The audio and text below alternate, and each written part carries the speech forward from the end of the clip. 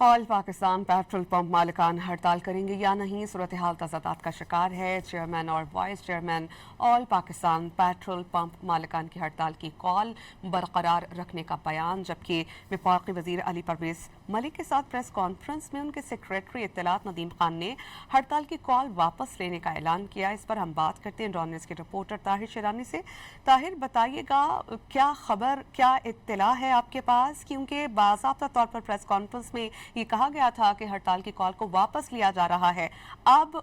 हड़ताल को बरकरार रखने की क्या वजूहात हैं?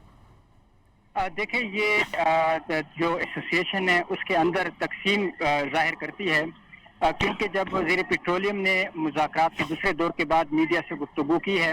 तो वहाँ पे जो एसोसिएशन के इंफॉर्मेशन सेक्रेटरी हैं उनकी जानिब से ये ऐलान किया गया कि जो हड़ताल की कॉल है वो मौखर की जा रही है, क्योंकि हुकूमत की जानिब से उनको यकीन कराई गई है कि 2 हफ्ते के अंदर जो उनके मुतालबात है उस पर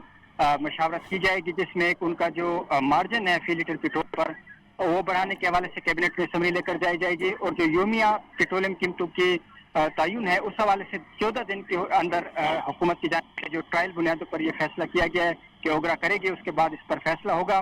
तो इंफॉर्मेशन सेक्रेटरी ने तो ऐलान किया, लेकिन जो एसोसिएशन के चेयरमैन हैं हुमायूं खान और जो वाइस चेयरमैन हैं नुमान अली भट्ट, वो उस मीडिया टॉक में मौजूद नहीं थे, और उनकी जानिब से जो मीडिया से गुफ्तगू की गई और चेयरमैन ने जो वीडियो बयान जारी किया है उसमें यह कहा गया है कि जो हड़ताल की कॉल है वो आज रात जो बरकरार रहेगी और हड़ताल की कॉल वापस नहीं ली गई है, और जो हुकूमत के साथ मुज़ाकरात का दूसरा दौर है वो नाकाम हो चुका है। हुकूमत के साथ मुज़ाकरात का दूसरा दौर नाकाम हुआ है। ताहिर, बहुत शुक्रिया, आपने बहुत मुफस्सिल हमें अपडेट किया।